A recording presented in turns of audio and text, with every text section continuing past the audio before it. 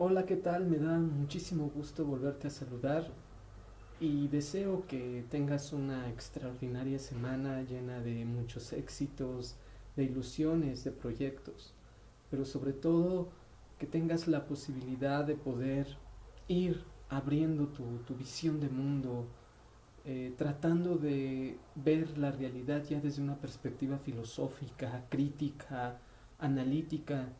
Hay cosas que la ciencia misma no nos puede dar. Quizás nos da comodidad, placer, confort.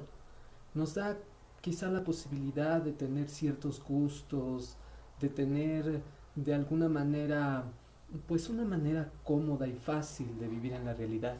Sin embargo, hay cosas que la ciencia no puede abordar y que la filosofía misma sí la da, como es esta cuestión del sentido de la vida, cuestiones sobre el amor, cuestiones para poder comprender la justicia, la paz, el bien común, cosas en las que realmente nuestra vida está inserta y las cuales pues nos hacen en algunas ocasiones poner en crisis nuestra existencia y la existencia de los que nos rodean. Sin embargo, este momento no es para discutir cuál es la pertinencia de la filosofía en el siglo XXI, sino más bien abordar cuál es la necesidad de la filosofía misma en el ámbito del quehacer científico, en el ámbito de todos los saberes y en el ámbito de la vida misma.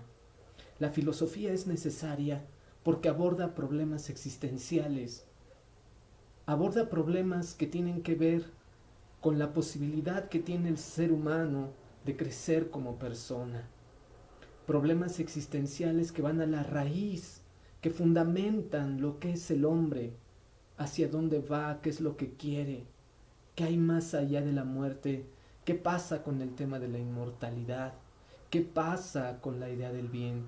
La filosofía por eso es necesaria, porque le es natural al ser humano. Por el hecho de ser humanos ya somos filósofos, de ahí la necesidad de. Hoy el país, el mundo más que nunca, exige de su gente, exige de la sociedad una lucidez mental para poder ver por dónde hay que caminar, por dónde de alguna manera hay que optar para poder apostar por el sentido de la vida, por el sentido de la existencia que nos lleva a la felicidad, que nos lleva al bien común, que nos lleva a la trascendencia, a la plenitud de la vida misma. Es por eso es necesaria la filosofía, porque le es algo natural al ser humano, porque la filosofía tiene que ver con el ser de las cosas, ir al fundamento, ir a la base, ir a aquello que aparentemente o que en lo superficial no se nota, pero si vamos al fondo podemos localizar el ser y la esencia de las cosas mismas. Ahora bien, ustedes durante esta semana han estado reflexionando el tema de la lógica. ¿Por qué la lógica es fundamental, jóvenes? Porque la lógica es el instrumento indispensable para el filosofar. La lógica le dota a la filosofía el grado de cientificidad. Sin la lógica, la filosofía serían puros rollos vacíos, discursos sin sentido, meras reflexiones absurdas de gente que no tiene otra cosa que hacer más que ello. Sin embargo, la lógica es la base de toda reflexión, no solo filosófica, sino también científica, artística, etcétera.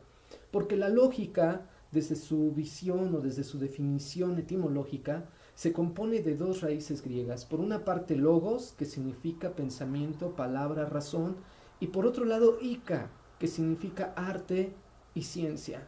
De tal manera que la lógica desde esta perspectiva es el arte o la ciencia que le permite al pensamiento, al razonamiento, al lenguaje tener orden, claridad y coherencia. Ese es el papel de la lógica, es decir, la lógica dota a la filosofía de argumentaciones, de discursos bien fundamentados, sumamente claros, bien justificados racionalmente, bien justificados analíticamente.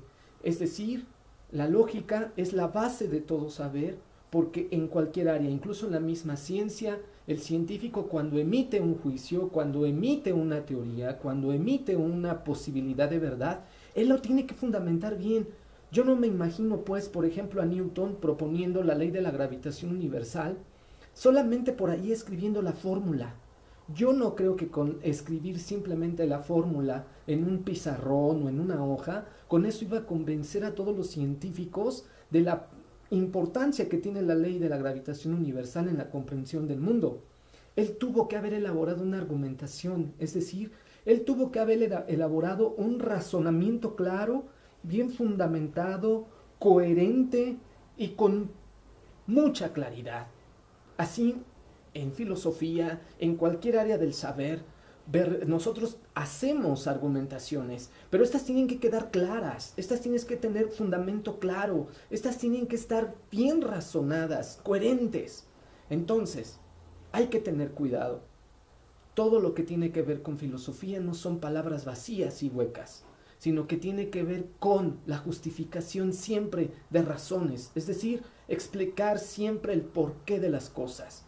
De tal manera que la filosofía misma no solamente es ir a los autores y prácticamente repetir lo que ellos están diciendo, no. Toda argumentación en filosofía, para mí, desde mi perspectiva, se puede sintetizar en 3 puntos fundamentales.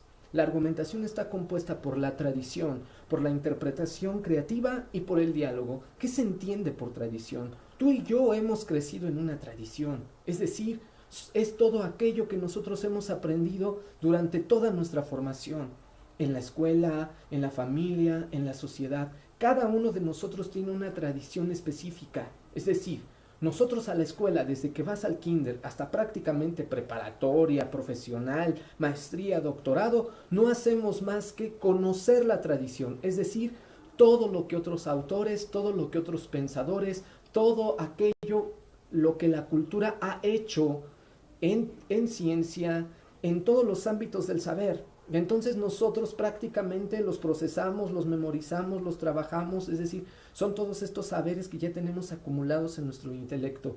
Eso es la tradición, es decir, la tradición es todo aquello que han dicho otros sobre un tema. La argumentación, la argumentación también exige de la interpretación creadora, es decir, ahora yo que digo, Toño, ahora yo que digo sobre lo que otros han dicho, no basta con repetir aquello que a ellos les ha interesado desarrollar, sino yo qué más digo, yo qué puedo aportar. Pero no puede haber interpretaciones creadoras sin la tradición. Hoy es muy difícil que alguien haga algo o escriba algo o proyecte algo de la nada. Es muy complicado. Prácticamente todos estamos basados en la tradición, no para repetirla, sino para innovar. Lo interesante aquí en filosofía no es repetir lo que los filósofos han dicho, sino que tú seas capaz de mirar el mundo de una manera mucho más amplia. Es como subirte al escritorio, es como subirte a una silla y mirar el mundo con mayor amplitud.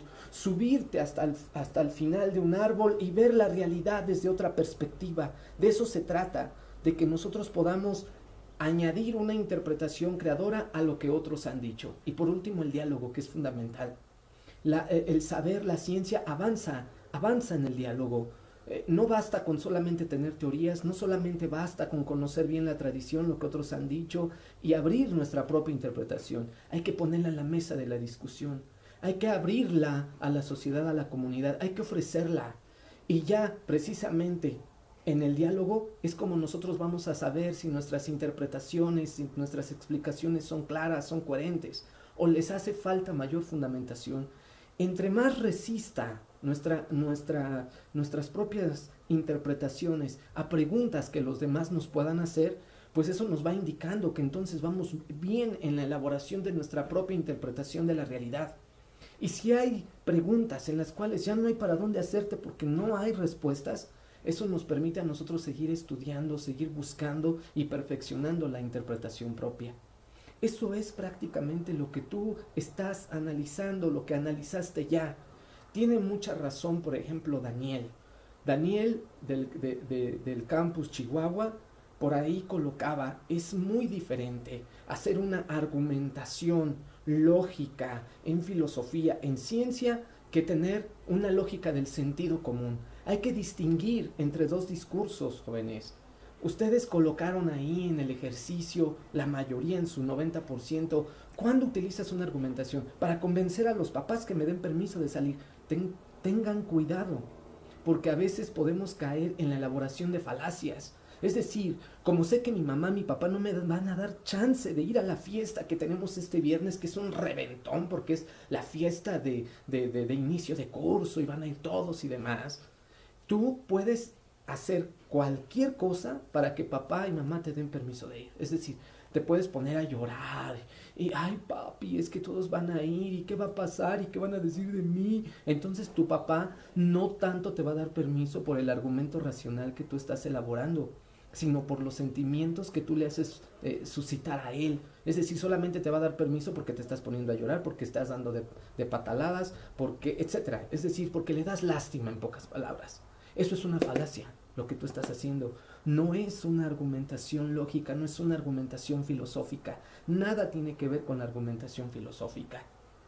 Las falacias son discursos que aparentemente son verdaderos, pero que en el fondo son falsos, porque recurren a sentimientos, porque recurren a la fuerza. Nosotros los profesores, por ejemplo, tendemos mucho a ocupar o a utilizar la falacia de autoridad, la ad baculum. Es decir, ¿quieres pasar tu examen? Entrega el trabajo a tiempo. Pero ¿qué pasó? Que tú vas a entregar tu trabajo a tiempo más que por convicción, solo por ganar la calificación. Entonces hay que tener cuidado, mucho cuidado con las falacias. ¿Por qué? Porque están presentes en todo tiempo, están presentes mucho en la política, están presentes en la publicidad, están presentes en el aula, están presentes en la relación que tú tienes con los demás. Hay que tener mucho cuidado. En las empresas privadas, por supuesto que también las hay. O sea, por ejemplo, el Teletón. Una obra magnífica a favor de los que menos tienen, a favor de estos niños que están no con una incapacidad, sino que simplemente son diferentes y tienen otras cosas importantísimas que desarrollar, pero la empresa utiliza el show, utiliza la mercadotecnia precisamente para hacernos reaccionar y poder ayudar. Si ellos no nos sensibilizan, si no pasan al niño ahí en escenas tan fuertes, tan llenas de sentimientos y de emociones, capaz que nosotros no cooperamos. Pero eso es una falacia. ¿Por qué? Porque mueven los sentimientos de la persona. Bueno, espero que este video de contextualización te pueda servir todavía a darle otro giro a tu tarea. Tienes que por ahí que argumentar sobre tu canción favorita, entonces yo no quiero que puedas responder, ay, pues, porque a mí me gusta, porque no, tienes que dar argumentos serios, tienes que conocer la tradición, es decir, ¿por qué te gusta el rock? ¿Por qué te gusta la banda? ¿Por qué te gusta lo que te guste? Tienes que tener fundamentos claros, razonamientos profundos. No basta con que me gusta, no me gusta, porque entonces sería falacia, porque recurres a muchos sentimientos y emociones. Bien, pues que te siga yendo súper bien como hasta ahora. Cualquier duda, estoy a tus servicios en el correo electrónico antonio.mondragon@itesum.mx. Que tengas extraordinario fin de semana.